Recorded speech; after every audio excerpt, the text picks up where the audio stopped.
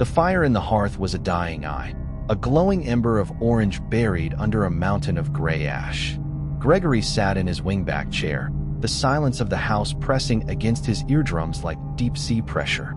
Outside, the blizzard had turned the world into a featureless void of white and gray. It was Christmas Eve, the night when the veil between the hearth and the wild was supposed to be at its thinnest, though Gregory, a man of cold logic and colder coffee, had never believed in veils.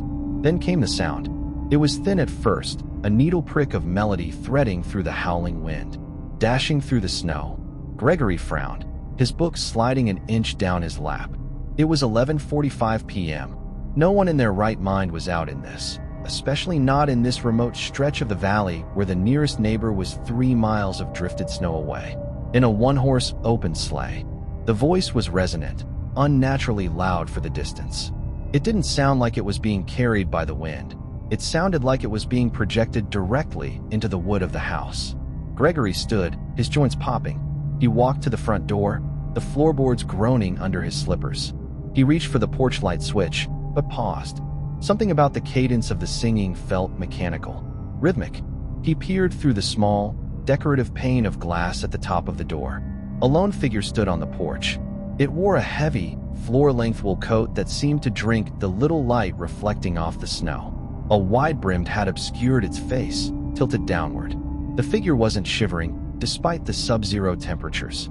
It stood perfectly still, hands tucked into its sleeves. O'er the fields we go, laughing all the way. The voice didn't come from a throat.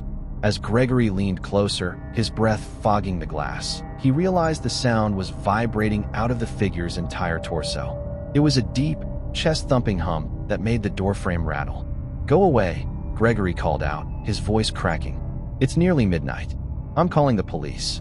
The caroler did not stop. It didn't even flinch. Bells on bobtails ring, making spirits bright. Gregory's heart began a slow, heavy thud against his ribs. He stepped back and grabbed his phone from the side table. No service. The storm must have taken down the tower in the valley. He went to the window beside the door and pulled the heavy velvet curtain back just a fraction. The figure had moved. It was no longer facing the door. It was standing at the edge of the porch, looking out into the white abyss of the yard. Then, with a jerky, unnatural motion, like a film missing every third frame, it stepped off the porch. It didn't sink into the 4-foot drifts. It walked on top of the snow, its boots leaving no indentations. What fun it is to ride and sing a sleighing song tonight.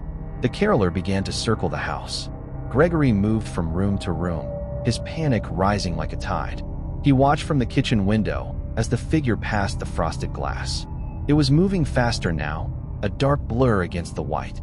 Jingle bells, jingle all the way. The lyrics were changing.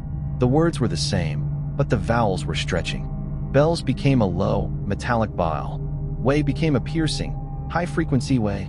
Gregory scrambled to the back door, checking the deadbolt. As he touched the cold metal, a heavy thud shook the wood. It wasn't a knock. It was a shoulder check. Then another. Thud. Thud. The caroler was outside the laundry room door now. Gregory backed away, tripping over a basket of clothes. He scrambled into the hallway, his mind racing. This wasn't a person. No human could move that fast through a blizzard, and no human could strike a door with the force of a falling tree without breaking a bone. He retreated to the living room, the center of the house. He grabbed the iron poker from the fireplace, his knuckles white. Suddenly, the singing stopped. The silence that followed was worse than the noise. It was an expectant silence, the kind that precedes a lightning strike. Gregory stood in the middle of his Persian rug, his breath coming in ragged gasps. He smelled something then, not the smell of a winter night, but the thick, cloying scent of wet earth, crushed pine needles, and something metallic, like old coins. Creak. The sound came from above. Gregory looked up at the ceiling. His house was a single-story ranch, but it had a crawlspace attic. He heard the sound of something heavy being dragged across the rafters. Drag, click. Drag, click. How did you get up there? Gregory whispered, his voice a ghost of itself. Then, the singing started again, but it wasn't coming from the attic. It was coming from the chimney. A day or two ago, I thought I'd take a ride. The voice was muffled now, echoing down the flue. Gregory stared at the fireplace. The embers were still glowing. The caroler was in the chimney. He heard the screech of metal on stone, the sound of something too large forcing itself through a space meant for smoke. And soon Miss Fanny Bright was seated by my side. A clump of soot fell onto the hearth. Then another. Gregory backed away, his heels hitting the sofa. A hand, if you could call it that, emerged from the darkness of the chimney. It was long, the fingers ending in blackened, needle-like points, and it was covered in a thick, translucent sap that hissed as it touched the remaining embers. Gregory didn't wait. He bolted for the front door. He threw the deadbolt, yanked the handle, and threw himself out into the storm. The cold hit him like a physical blow, stealing the air from his lungs. He lunged into the snow, expecting to sink, but the ground felt different. The snow wasn't soft. It was crystalline and sharp, like shards of glass. He looked back at his house. The house was changing. Under the pale light of the moon filtering through the clouds, the wooden siding of his home was rippling. The brown paint was darkening, turning into the rough, jagged texture of cedar bark. The windows weren't reflecting the light. They were sinking into the walls, becoming knots in a massive architectural tree. The caroler was standing on the roof. Without the hat, Gregory could finally see it. There was no face. Where eyes and a mouth should have been, there was a vertical slit that pulsed with a dull, bioluminescent amber light. The song was pouring out of that slit, a physical vibration that distorted the very air around it. The horse was lean and lank. Misfortune seemed his lot. The caroler leapt from the roof. It didn't fall. It drifted, the heavy wool coat billowing out like the wings of a moth. It landed 10 feet in front of Gregory. Gregory turned to run, but his feet wouldn't move. He looked down. The snow wasn't snow anymore. White, fibrous tendrils, like fungal mycelium, had wrapped around his ankles, pinning him to the spot. They were warm, pulsing with a rhythmic heartbeat that matched the carol's song. He got into a drifted bank, and then we got upside. The caroler approached him, its movements fluid and terrifying. As it drew closer, the scent of pine and decay became overwhelming. Gregory realized with a jolt of pure, primal horror that the caroler wasn't wearing a coat. That was its skin, a thick, fibrous hide that looked like woven roots. It reached out a sap-stained hand and touched Gregory's cheek. The touch wasn't cold. It was burning hot. "What do you want?" Gregory sobbed, the tears freezing on his face. The slit in the entity's head widened. The amber light flared, blinding him. The song reached a crescendo, the notes no longer sounding like music, but like the grinding of tectonic plates. Jingle bells, jingle all the way. The words weren't being spoken. They were being harvested from Gregory's own memory. He felt his thoughts being peeled away, the memory of his mother singing to him, the smell of his first Christmas tree, the joy of a childhood gift. The entity was drinking the spirit of the season, literally. Gregory's vision began to fail. The world was turning into a forest of bone-white trees. His house was gone, replaced by a towering pillar of ancient wood. He felt his own skin beginning to toughen, his fingers lengthening, his voice slipping away into a low, harmonic hum. The caroler leaned in, its mouth inches from Gregory's ear. It whispered the final verse, no longer using the stolen melody, but a voice like falling earth. "Now the ground is white. Go it while you're young." Gregory tried to scream, but the sound that came out was a perfect, resonant C major note. He felt his feet sink deep into the earth, turning into roots. He felt his arms stretch upward, hardening into branches. The entity stepped back, surveying its work. Gregory was no longer a man. He was a new addition to the grove, a twisted, weeping willow of a thing, its branches draped in tinsel-like moss. The caroler adjusted its hat, though there was no head to hold it. It turned away from the new tree and began to walk back toward the road, its boots clicking on the frozen ground. "Take the girls tonight and sing this sleighing song."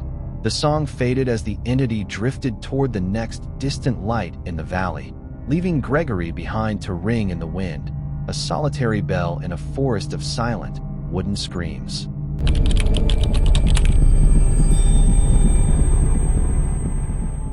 The strobe lights of the Solstice Sound Festival didn't feel like a celebration to 12-year-old Kai. They felt like a pulse monitor for his rising panic. One moment, he had been holding onto his father's backpack strap, mesmerized by the bass vibrating in his chest. The next, a surge of the crowd, Thousands of sweaty, cheering bodies had swept him toward the VIP barricades like a riptide. Now, he was alone in a sea of neon face paint and deafening synth pop. "Lost your group, honey?" The voice was cool and calm, cutting through the roar of the main stage. Kai turned to see a woman in a high-visibility staff vest. She looked kind, with a messy blonde bun and festival crew badges dangling from her neck. Her eyes were hidden behind mirrored sunglasses, reflecting the pulsing purple lights of the stage. I lost my dad." Kai stammered, his guitar pick, his lucky charm, clutched tight in his pocket. "Don't worry, happens every hour," she smiled, placing a light, firm hand on his shoulder. "The family reunification tent is just behind the sound booths. If we go through the staff gate, we'll beat the crowd." "I'm Sarah." Kai felt a wave of relief. He followed her away from the lights, toward the dark periphery of the festival grounds. They passed through a chain-link gate that Sarah unlocked with a heavy set of keys. The music grew muffled, replaced by the low hum of industrial generators and the smell of diesel. "Where is everyone?" Kai asked, slowing down. The staff area was just a row of windowless shipping containers and stacks of empty equipment crates. "Just a little further," Sarah said. Her voice had lost its warmth. It sounded flat, like a rehearsed line. She wasn't leading him to a tent. She was leading him toward a black van idling at the end of the alley. The sliding door was halfway open. Inside, Kai saw the glowing embers of 2 cigarettes and the silhouettes of 2 men. The lucky guitar pick in Kai's pocket felt like it burned his palm. He stopped dead. "I think I see my dad over there," Kai shouted, pointing back toward the lights. When Sarah turned her head to look, her grip on his shoulder loosened for a fraction of a second. Kai didn't think, he bolted. He ducked under a stack of speakers, his small frame allowing him to slide through gaps a grown adult couldn't navigate. He heard Sarah's calm voice drop into a jagged, low snarl. "Grab him!" Kai didn't stop until he collided with a security guard near the main entrance. 10 minutes later, he was in his father's arms, sobbing. The police searched the area, but the black van and the woman in the vest were gone. The terror should have ended there. But the solstice sound was just beginning. 2 days later, Kai's family was driving through the winding mountain passes toward their remote rental cabin. Kai sat in the back, his headphones on, but no music playing. He was watching the silver sedan that had been behind them for 40 miles. "Dad," Kai whispered. "That car. It was at the gas station. And the rest stop." His father looked in the rearview mirror. "It's a long weekend, Kai. Everyone is heading to the mountains."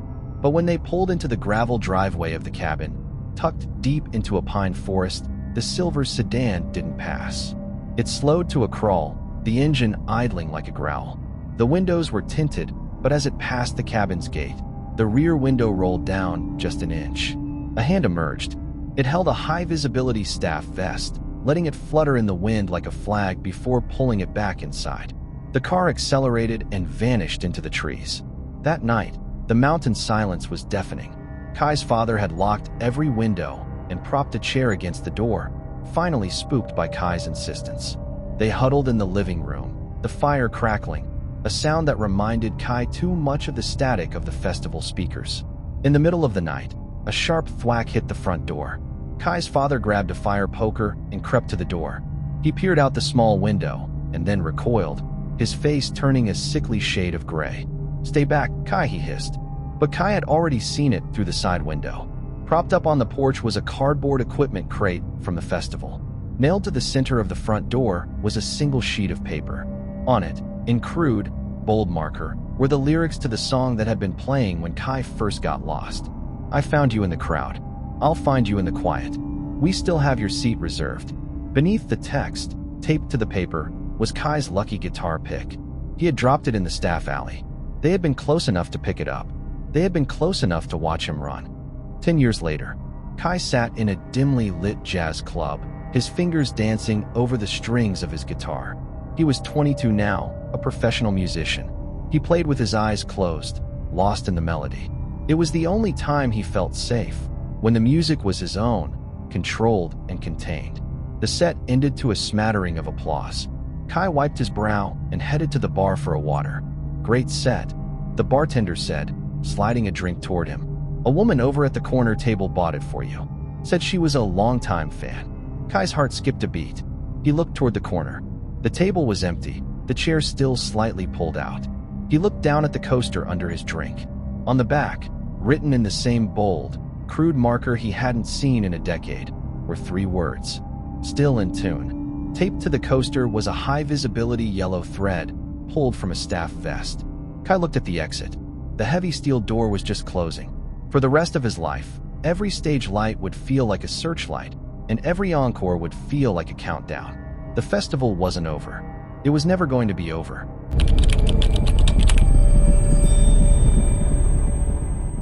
The fog didn't roll in over the Pacific, it breathed.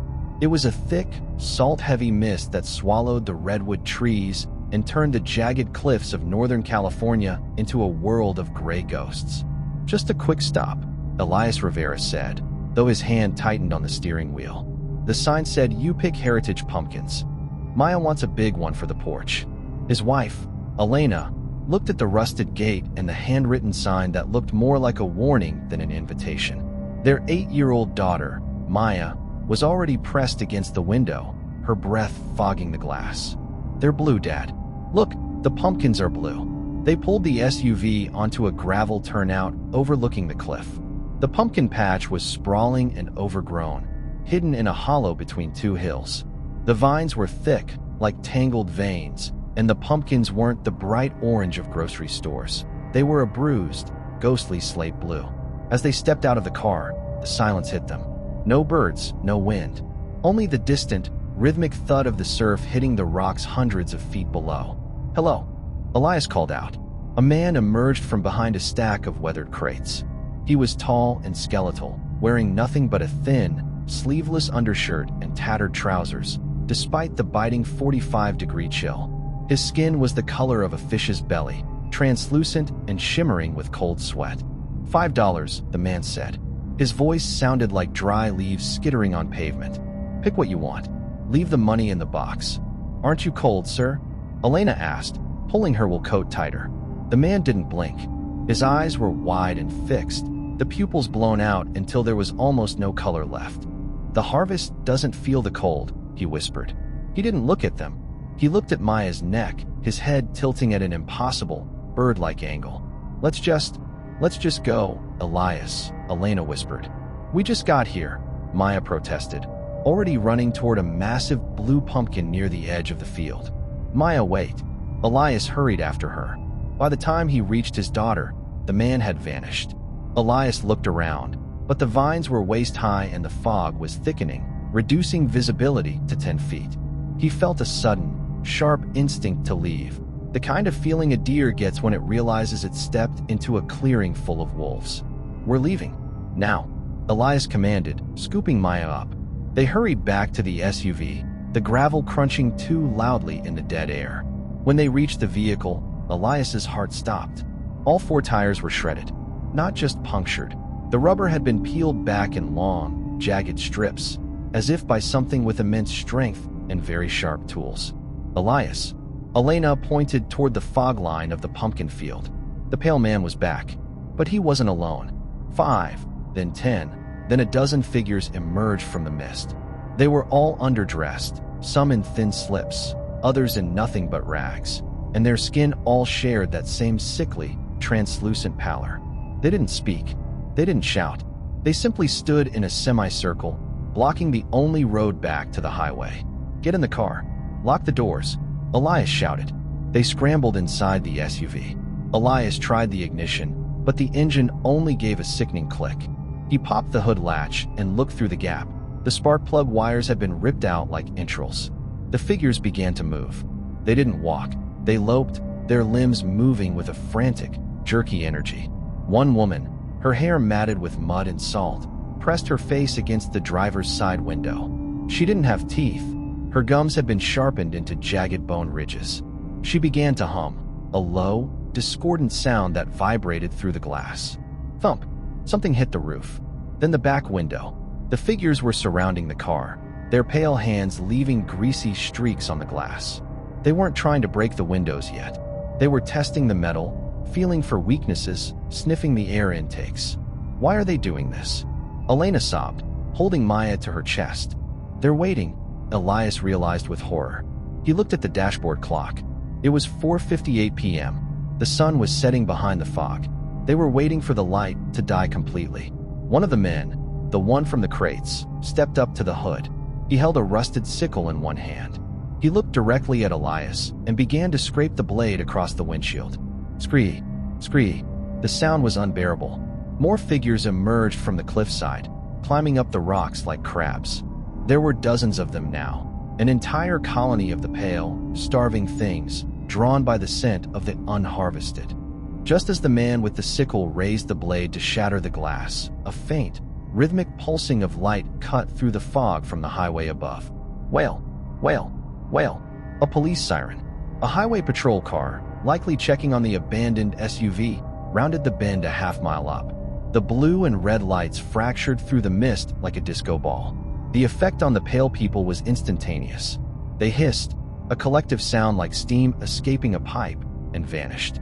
They didn't run. They melted back into the pumpkin vines and over the edge of the cliff, disappearing into the gray void as if they had never been there. By the time the officer pulled up and knocked on the window, the field was empty. Only the bruised, blue pumpkins remained, sitting in the dirt like severed heads. The aftermath. The police called it a coordinated ambush by a local cult, but they never found a single person. No footprints were left in the mud. No DNA was found on the tires. Years later, Maya Rivera can't go near a farmer's market. She can't look at a pumpkin without seeing that translucent skin. But the thing that haunts Elias the most isn't the attack. It's what he saw in the rearview mirror as the tow truck pulled them away that night. As the police lights faded, he saw the "You Pick" sign again. In the dark, the wind had flipped the sign over.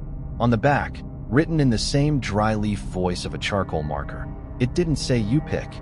It said, "We harvest what stops."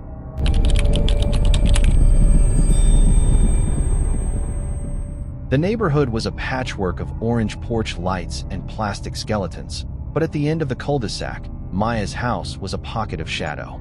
Her mother had only been gone for 20 minutes, a quick run to the pharmacy for flu medicine, but in the silence of the empty house, every minute felt like an hour. Maya sat in the kitchen, the glow of her tablet the only thing keeping the darkness at bay. The bowl of fun-size candy bars sat untouched on the counter. She had been told not to answer the door, a rule she was more than happy to follow. Knock, knock, knock. It wasn't the frantic tapping of a trick-or-treater. It was 3 heavy, deliberate thuds. Maya froze. She crept toward the hallway, her socks silent on the hardwood. Through the frosted glass of the front door, she saw a silhouette that made her breath hitch. It was tall, impossibly tall, with a wide-brimmed hat and a long, curved protrusion coming from its face. "Maya," a muffled voice called out. It sounded distorted, as if speaking through layers of wet wool. "I know you're in there, Maya." How did it know her name? Her heart hammered against her ribs like a trapped bird. "I'm part of the Westridge Historical Scavenger Hunt." The voice continued, smoother now. "You've won the grand prize for this block. I just need you to sign the ledger and take your trophy. It's quite heavy.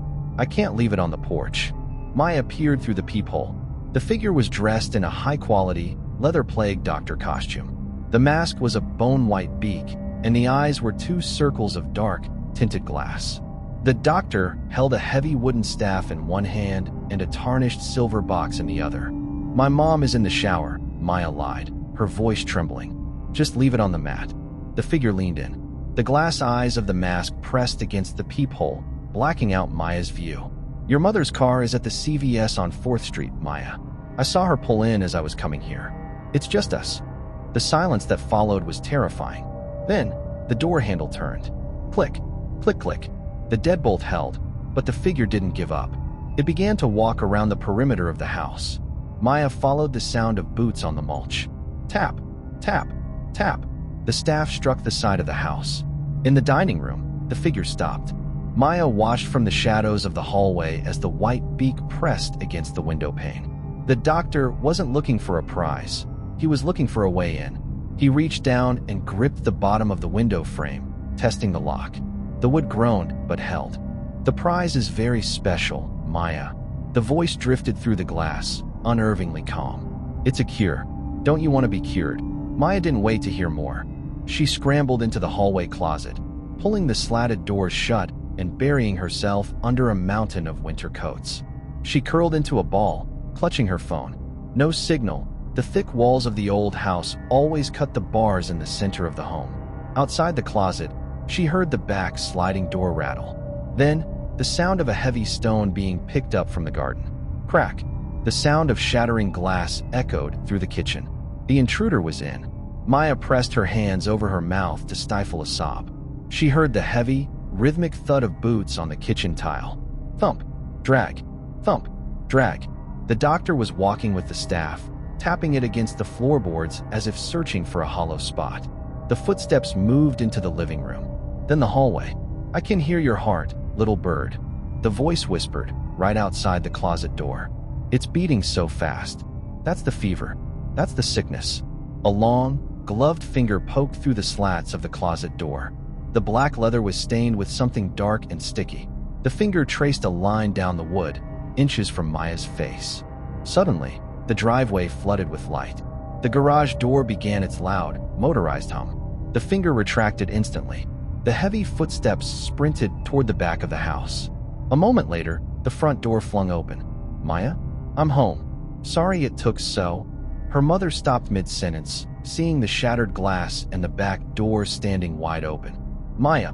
Maya burst out of the closet and into her mother's arms. Her father, who had been right behind in his own car, caught a glimpse of a dark cloak vanishing into the woods behind their fence. He gave chase, but the doctor moved with a terrifying, fluid speed, disappearing into the fog of the ravine.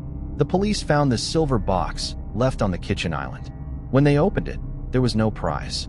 Inside was a single, ancient-looking scalpel and a small, hand-painted ceramic bird with its wings broken off. Taped to the lid was a note in elegant, 18th-century calligraphy. "Patient uncooperative. Will return for the surgery." Maya's family moved 3 months later, but to this day, Maya cannot look at a bird's beak without feeling the cold, leather finger tracing the air near her.